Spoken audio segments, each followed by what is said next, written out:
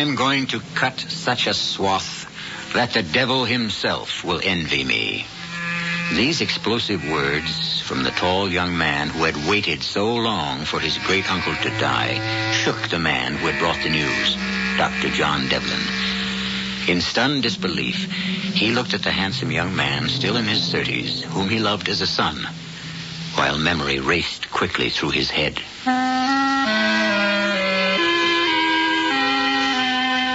I had known Karl Markheim all his life. I should. I brought him into the world. Perhaps what I should be saying is I thought I had known him. Oh, I realized that beneath the dark, Byronic beauty of his physical presence and his magnetic charm, he was lazy and shiftless and frequently arrogant. But since his parents' death, I had stood in loco parentis to him and accepted his faults as any parent eventually must do with a grown man. And yet, till this moment, I had failed to realize the ugly evilness that lurked deep within him. Karl, control yourself. The house is full of mourners who loved and respected the great man we have just lost. Come with me quickly into the library till you can get hold of yourself. Oh, I can control myself, Uncle John. If I could keep myself in hand, swallow my bile all those years I had to scratch for handouts, how easy do you think it's going to be for me now that I'm king of the hill? Karl, boy, save some pity and sorrow for the poor old man. He was your great uncle. He was a family nemesis. He sat on the estate and the money, pontificating on the virtues of frugality and self-denial, refusing my father his share, hounding him into mediocrity, turning him into a fawning dog, killing him in the end. And my mother with him. May he rot in hell. The bishop. Well, then, in heaven, wherever he chooses, or wherever he was led, all I care for is that at last he is dead and I am alive and free. Oh, come, Uncle, let's start the festivities.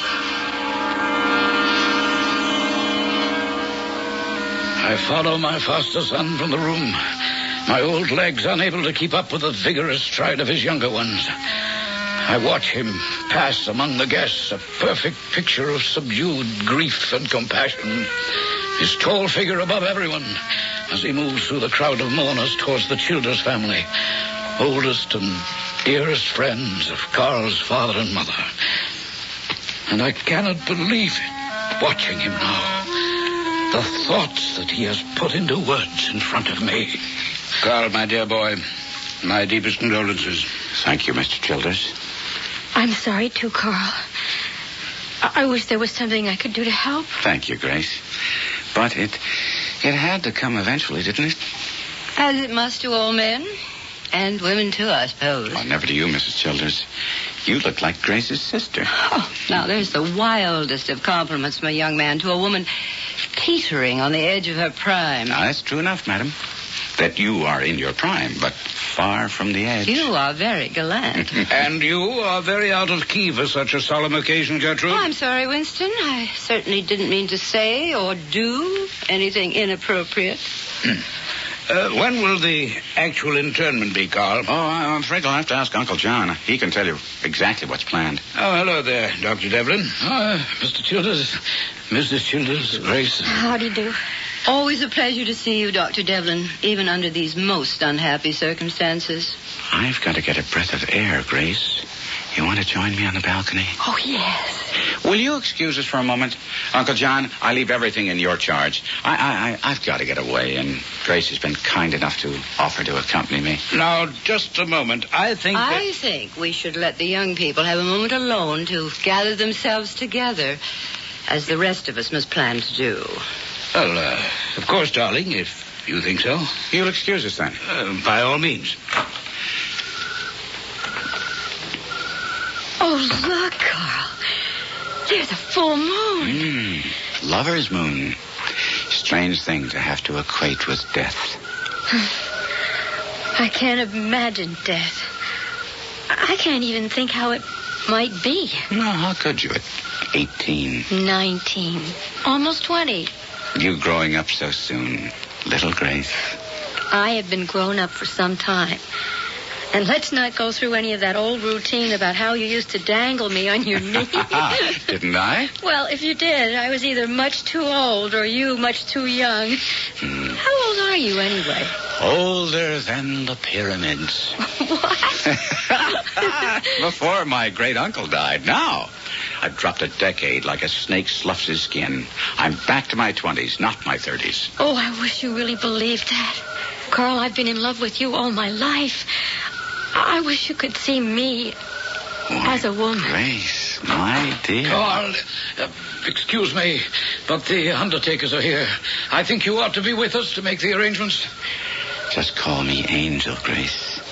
The angel of death. As presumptive heir, I must spread my wings and fly to sit and hatch the golden eggs with all due pomp and ceremony. Oh, I'd love to call you Angel, but for very different reasons. And now you can afford a wife. You know, you are a very forward little minx and an attractive one. Carl, how are you coming? Oh, I wouldn't miss it for the world, Uncle John. I can't wait to be in at that death. I'm very displeased with you, Gertrude. Are you, Winston, dear? What about this time? Grace, sending her off with that great Markheim.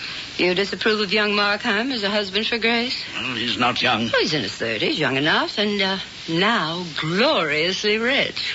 And I'm sorry to disappoint you, my dear, but as family lawyer, I happen to have drawn the bishop's will. The entire estate goes to the church, except for a small pittance to his grandnephew. Oh, no. Oh, look at Grace, the way she looks at him. You can see she adores him. And, well, she does have money of her own. On which, as long as I have any say about it, he'll never lay a finger.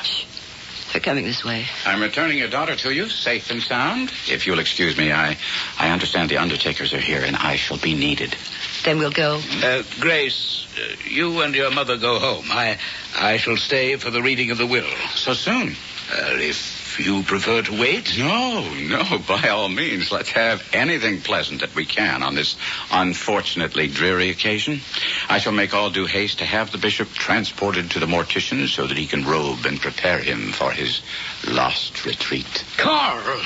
Oh, forgive me, Mr. and Mrs. Childers, but Carl, you're keeping us waiting. If you'll excuse me. Quite all right.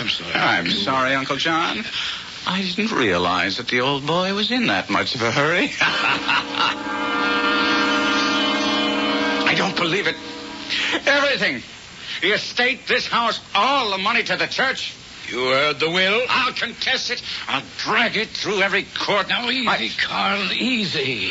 He left you a year earlier now. £1,000 a year? Well, that's not enough to keep me in cigars. I think the bishop had it in mind that it was high time for you to start earning your own living. Don't you look down your nose at me, you pompous fat. Carl, control yourself. It's quite all right, Dr. Devlin. I can well understand Markheim's disappointment. But time will accustom him to his new status in life.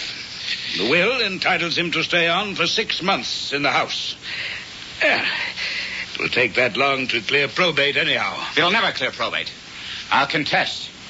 That's your election. But let me warn you, Markheim. I drew this will, and it's ironclad. You can't break it.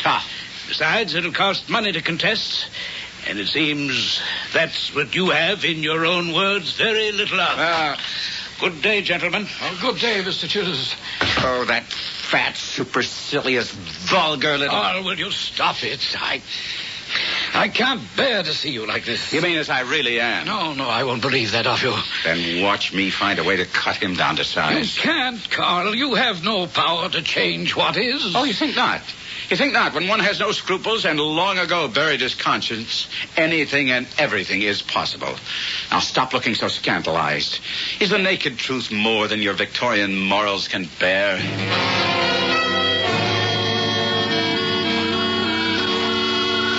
Oh, I'm so glad you came to dinner, Carl. Well, how could I refuse? Except that your father wasn't quite so happy. Oh, Dad'll come around. Mother and I will see to that. I can't think why he's taken this sudden turn against you. I'll tell you why. It's because of the will. My beloved great-uncle has left me practically penniless. Oh, no. Oh, my poor darling. Oh, but you, with your wonderful brain and all your connections, you can find a way to be as rich as you want to be. Well, that takes time, and I don't get any younger. Oh, you'll never look old. I adore you, my darling. I have all my life watching, waiting for you to grow up. You have to be old enough to ask you to be... Well, it's all impossible now. What's impossible? For us to be married? Just because you haven't much money? Well, I have more than enough for both of us. Mine that my uncle left me. Oh, darling, darling, if that's all that stands between us, kiss me. And we'll be married as soon as it's decent. No, sir. Never will I give my consent. You'll never get either my daughter or her money. When she's 21, I know your staying power. You'll never wait that long. You and my daughter will never be married. I wouldn't be so sure of that, Mr. Childers. I promise you that I'll give you cause to regret your attitude before all is done between us. Oh, my darling, I love you so. If this is the only way, then I'm not ashamed. I'll be proud. It's the only way, and I promise you, you won't be sorry. Oh, how can I ever be sorry for loving you? You poisonous scoundrel. Is this true, Grace? Yes, Father. You're going to have his baby? How long? I'm in my 4th month. Lord, no. It would seem, Mr. Childers, that after all, a marriage has been arranged.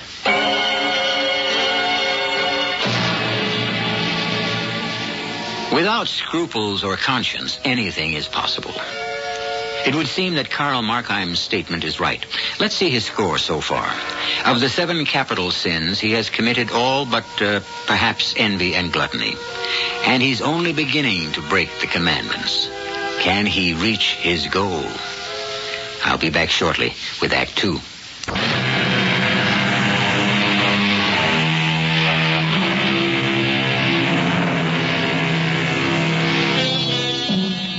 A marriage was arranged, and young Grace Childers became Karl Markheim's willing bride. If some people thought it was a little close after the bishop's death, most people felt that Karl had waited long enough to take the step. The church was gracious also. For a promised yearly contribution, they granted the use of the Markheim house and grounds. To people at large, only one thing was any different in this marriage, and that was that the newlyweds did not take their honeymoon immediately following the wedding. How is Grace, Uncle John? In perfect health. She'll make a wonderful mother. I have something to say about your wife's pregnancy. What's that? It's starting to show. Fortunately, however, there is a remedy. What are you suggesting? That you take your wife on an extended honeymoon in Europe. I'd say a year's visit at least. By the time you return, there'll be no embarrassment for anyone. Well, it's impossible. I don't have any money. Your wife would be glad to lend it to you. Well, except that starched shirt that she calls Papa has managed to sew it up legally, and the estate won't give me an advance. Very well, I'll arrange it somehow. I'll talk to Mr. Childers. Do you love that girl you married? You're the only one I'll give the truth. You see my reflection in the mantelpiece mirror. With this reflection, I'm happy to realize I'm breaking 2 commandments at once. What do you mean? The first and the second. Thou shalt have no other God but me, and thou shalt not make for yourself a graven image. There is my graven image in the mirror, Uncle John. Myself. What I love first before any... What is it? Who is he? I can't see him clearly. How do you... Who did you bring with you? I bring... What are you talking about? Behind you. Over your shoulder. I saw it in the mirror, a face. There's no one behind me. We're all alone. But when I turn to the mirror, I can't... I can't see what, Carl? Nothing. There's nothing there? No. I guess perhaps I've been too busy indulging the sixth of the 7 deadly sins, gluttony, in my case, the bottle. Leaving only envy. You know something, Carl? I think you need this trip as much as that dear little wife of yours does. I think it might be the best hope for both of you. I'll talk to Childers and show him that without it, there'll be the devil to pay for all of you.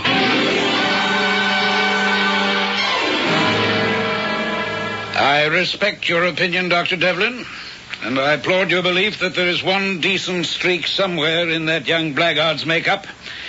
But I'll do everything legally in my power to keep his hands off my daughter's money. But it is her money. She's not of age. She's married and having a child. It seems to me age is irrelevant. What is irrelevant is my husband, Dr. Devlin. He's a century behind his times. Which is exactly why he's going to release Grace's money and stay out of this. Gertrude, I don't want you interfering. There are a lot of things you don't want, Winston, but I'm not going to stop to listen to them because it might take weeks. Now, you don't want to look like a fool. You don't want to be embarrassed among our acquaintances. What are you talking about? Well, you would call it your daughter's good name. I call it a spade. Your good name. Your reputation. Carl and Grace will have a child less than 5 months after they're married. If they have it here, you'll be a laughingstock. If they return a year, 2 years from now, from an extended trip on the continent, who's to say what age the child is? And your reputation will be salvaged, as well as your daughter's. You have no choice. She had cut to the heart of the matter, and Childers had to give in. Grace got her money, and Carl and she their honeymoon. If that's the proper name for it. I made a trip to France myself to deliver the baby, which I'm sad to say was fruitless, since the child was born dead. Now, you mustn't take it so hard, Grace. It was no one's fault. Perhaps. I can assure you medically it was sheer unfortunate accident. It was better, actually, this child didn't live. But that doesn't mean you can't have as many more as you want. As I want. Yes. The problem isn't me, Dr. Devlin. It's what Carl wants. Well, Grace, after I've talked to him... Can you talk to him is the question. Can anyone talk to him? What is it, my dear? You can confide in me. No. No, I won't say anything against my husband. I still love him, God help me. He can't seem to help Carl. Maybe you are the only one who can.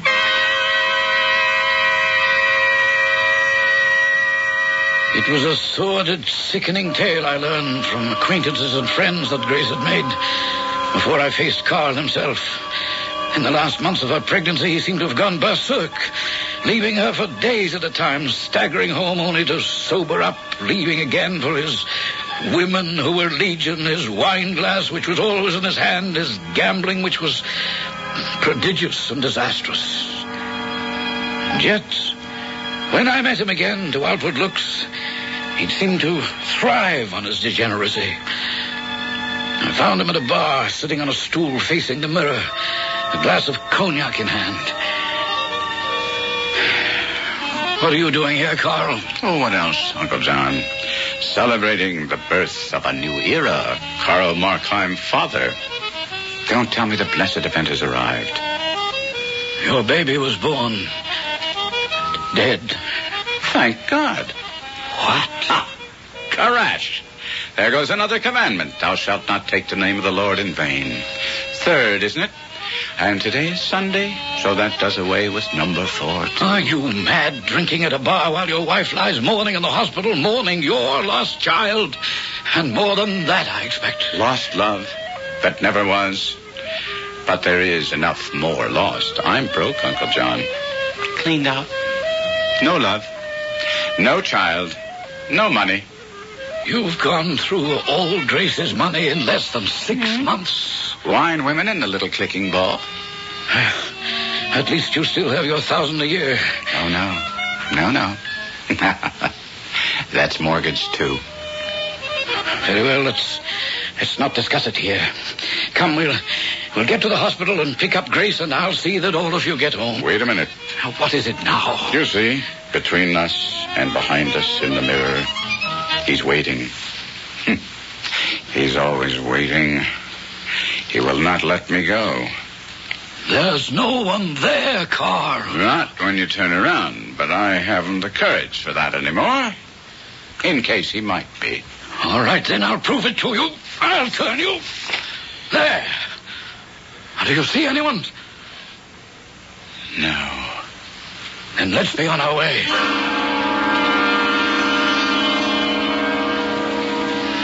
I was desperately worried about Carl, of course.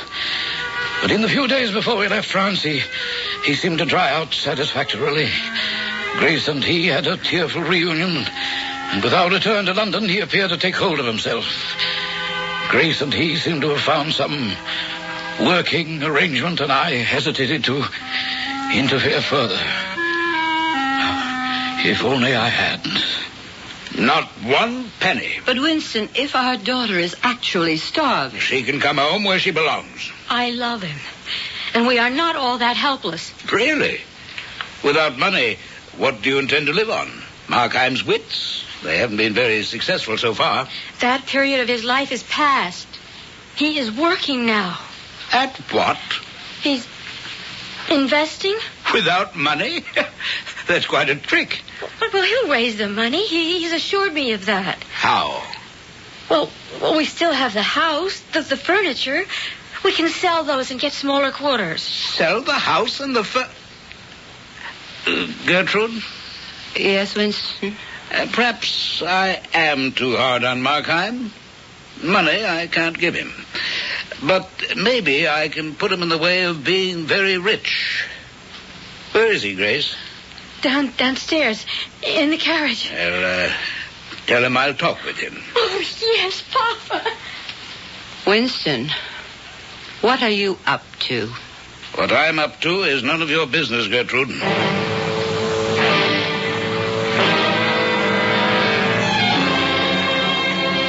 I won't pretend to have any love for you, Markheim, and I've no money to lend you. But for my daughter's sake, I will allow you this one last chance. The name of the stock? Southern Rhodesian Rand. You see how much of it I'm holding. I've bought every share I could afford. And you're sure it's a bonanza? Markheim, I'm their lawyer. They've discovered the greatest mother lode of gold since the Comstock in America. Ooh. It'll make millionaires of us. Is there stock available? Yes, still. I can arrange that for you through my broker. Strictly cash. After Monday, when the news will break, there won't be a share left. You've 3 days left, remember. Good Friday, the exchange will be closed. I'll have the money before then. By hook or by crook.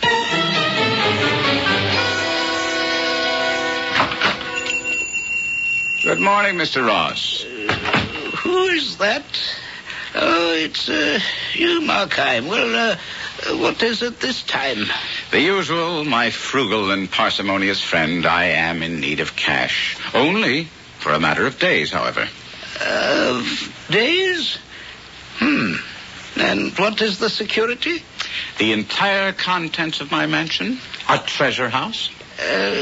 What is a few days? You shall have it back the Monday after Easter Sunday. Well, it can do no harm to look. I shall be at your house by 2 this afternoon. Then we have an agreement. Softly. First, let's let the cat out of the bag. I do not intend to buy a pig in a poke. Carl? Yes, Grace? Did you get them? Yes. Oh, Carl. 5,000 shares at £2 apiece. By Monday or Tuesday, it'll be past 100 pounds and climbing. We're rich, Grace. Rich for the rest of our lives. Oh, darling, I'm so glad. Particularly since it's all thanks to Papa. No thanks from me. It was for you he did it. If this stock should fail me... Oh, but it won't. Not if Papa Yes, said that... thank heaven I have that security. He's holding as much of it as I am. Then try to forgive and forget. Carl, come to the country with us for an old-fashioned Easter. And let's be a real family at last. No, damn it. I couldn't stomach the whole weekend. I'll make a bargain. You go up tomorrow with them, and I'll join you on Sunday. I'm quite sure one day will be all your father and I can stand of each other.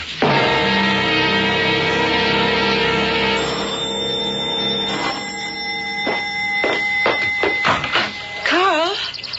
Oh, Carl, thank God I found you at home. Gertrude. Oh, my poor darling. Gertrude, what is it? Something happened to Grace? No. They've left for the country, but I had to see you the first moment he was gone. The stock. Is it true you bought it? Oh, yes. But what? Oh, Lord, what are you going to do? He's ruined you. The stock you bought was his. He swindled you into buying it. Swindled me? Yes. The company is bankrupt. Those certificates you hold are not worth the paper they're written on.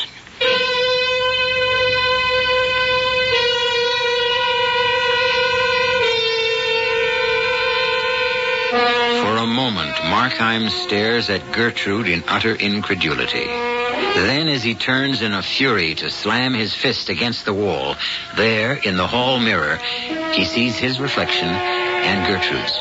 And behind them, smiling with an almost satanic glee, the face of the man who taunts and haunts him. I'll return shortly with Act 3.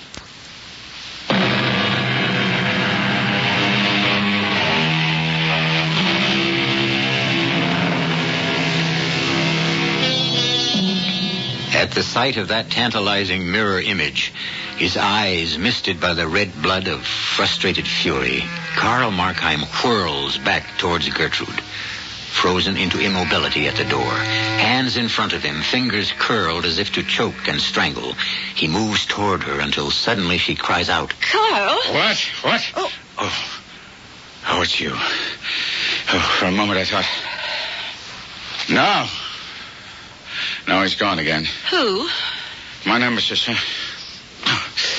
Doesn't matter. Come, let's go inside. I need a drink. For a moment, I thought you were going to strangle me. Not you. Him. Winston? Who? Oh, him. No. Well, if he were here, and if what you say is true, I might have. It's true.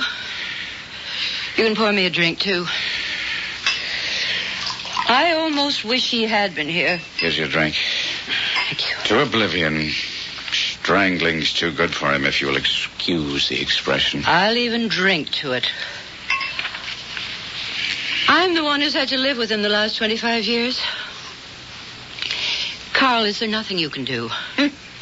Nothing.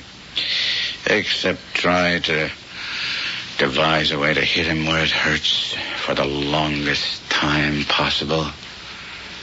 I know a way. How? No, I couldn't do that to Grace. She is my daughter. No, there's little you could do to Grace that I haven't done already. Or that I'm not now committed to do. I don't own any of this furniture or the house I pledged. I'll land in jail. Now I am a thief. That's number 8. I've come pretty close to fulfilling my prophecy. What prophecy? What is number 8? Number 8 is thou shalt not steal. The other doesn't matter. You don't love Grace, do you? You never have. That's right. Even before this, I had nothing left to offer her. It would have been kinder if I could have found some way to kill her love for me, but apparently I can't. Give me another drink. All right. You used to consider me a very good-looking woman. Was that one of your lies, or did you mean it? Oh, that I meant. Which brings up the subject of number 9. What? Thou shalt not covet thy neighbor's wife. Or have you broken that one? No.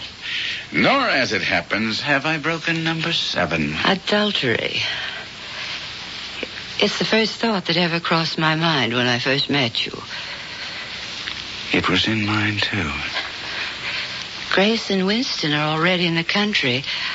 I'm not driving up till tomorrow with Dr. Devlin. The one single thing that would most devastate Winston is to be cuckolded. Grace need never know. But depend on it, I would let him know. By heaven, Gertrude. It's almost worth it all for this moment.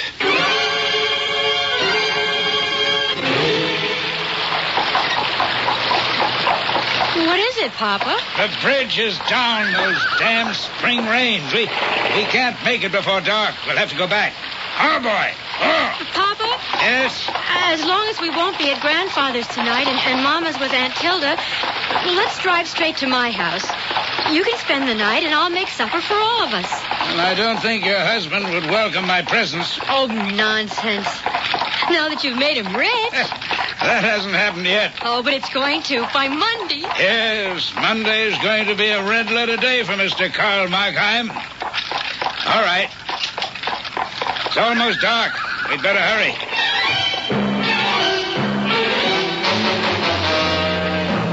I can't understand where Carl could be.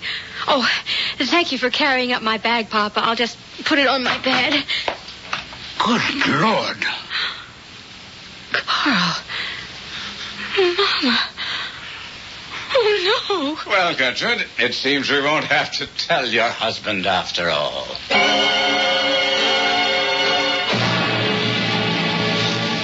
I'd never have believed it, Carl. I could believe every rotten thing about you but this. Why, you've broken Grace's heart and destroyed the marriage of my friend and your father. I broke Grace's heart a long time ago. She's lucky to be free at last. As for your friend and my father's friend... Oh, yes, Gertrude told me what he'd done to you. And I was ready to bail you out until this last unconscionable act. I now want you to know that I'm through with you forever. You have lost the last friend you have. Except one. Who? My shadow, whoever he is. Well, Uncle John, there's one thing you have to say for me. I keep my word. How? Well, I said I'd commit every deadly sin and break every holy commandment. I've only one to go. And that I'll take care of tomorrow.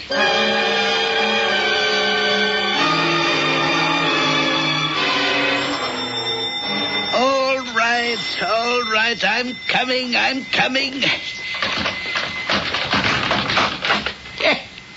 might have known. You, Markheim. Who else would have the gall? Easter Sunday. Well, come in. You know I'm alone and that I make a point of refusing business on a holy day. I come to buy, not to sell. I seek an Easter present for a lady, which I must present tonight. So be it. You're an old customer, so let's see. Now, here's a pretty thing, this hand glass. 15th century. See how clear it mirrors. Too clear. I see him all too plain. Look here, do you see him? Well, I see my own reflection. Let me look again. No. There he still is.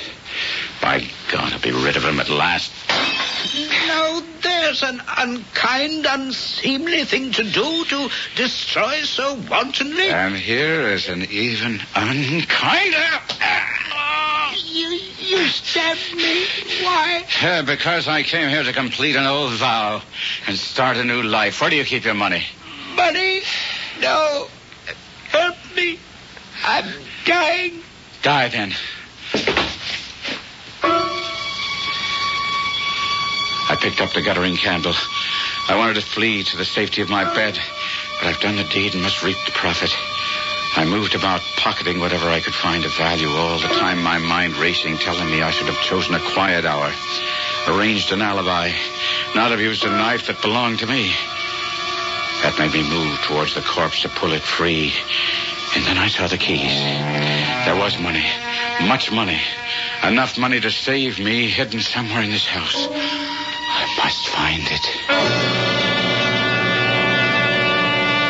Perhaps an hour later, I was upstairs, ransacking the place desperately, when the voice spoke.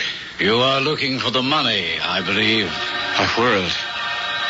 It was him. My mirror haunt, at last, face to face in life. He seemed commonplace enough, and his voice was kind and gentle. I tried to answer, but none would come. I was frozen. You know, you have long been a favorite of mine. I have long observed you, as you were aware, and often sought to help you. What are you? The devil? What I may be cannot affect the service I propose to render you. No, never. Not by you. You do not know me yet. Oh, I know you. I know you to the soul. Know me? How can you know me? My life is a travesty and a slander on myself. I've lived to belie my own nature as all men do. Very feelingly expressed. But time flies. Shall I help you? I, who know all. Shall I tell you where to find the money? For what price? No, I offer you the service as an Easter gift. No. No, thank you. I take nothing directly at your hands. It may seem incredulous from all I've done, but I still cannot commit myself to hell. Why must you doubt that I have any heart? I was once an angel, too, you must remember. The devil. Why must all men mistake my purpose? I am here to try you, not to enslave you and drag you down into the pit. Oh, that's not necessary in my case. I dragged myself down. Because the devil is an illusion. I am all men. I dwell in all. It is you who seek me, not I you. Now, shall I show you the money? And mercy? Forgiveness? Salvation? Have you ever tried? Or asked for it? The maid. She's returned. Well, that needn't be no impossible fence to climb. You would open the door, tell her that you are the doctor who came because her master was taken ill quite suddenly. Once you have the girl inside and the door closed with the same dexterity as you dispatched the old man, you dispatch her. And then you have the rest of the day and night to ransack the house for the money. If you do not wish my help... This crime was to be my last. Today, out of this deed, I meant to pluck both warning and riches and a fresh resolve to be my real self. Your life hangs trembling in the scales. You cannot keep her waiting or she will rouse the whole neighborhood. Up, my friend, and act. As a man in a dream, I passed down the stairs, my hand on the dagger hilt beneath my cloak. For a moment, I stopped by the door to look in a large Venetian glass. It reflects me, Karl Markheim, alone. Alone, I stand transfixed. And then the bell once more breaks out into an impatient clamor.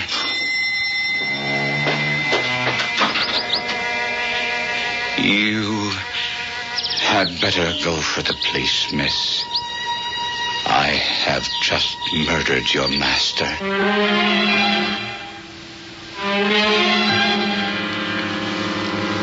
The devil is an illusion. He lives in all of us, and no one can conquer him but ourselves. This is a lesson Karl Markheim took a long and bitter road to learn. But then, salvation is never bought easily. I'll be back shortly.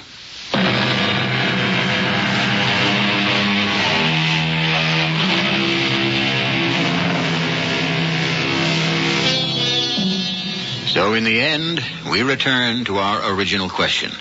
Is there any such thing as a man who is all evil without a single saving grace? Markheim came close, but in the end he reached, as all of us, for salvation. For once not asking, but offering himself as sacrifice to the mercy of God, or perhaps the devil within him. So, with a lift of hope, we end our tale. The image of God dwells within us, too. There is some small kernel of good, at least.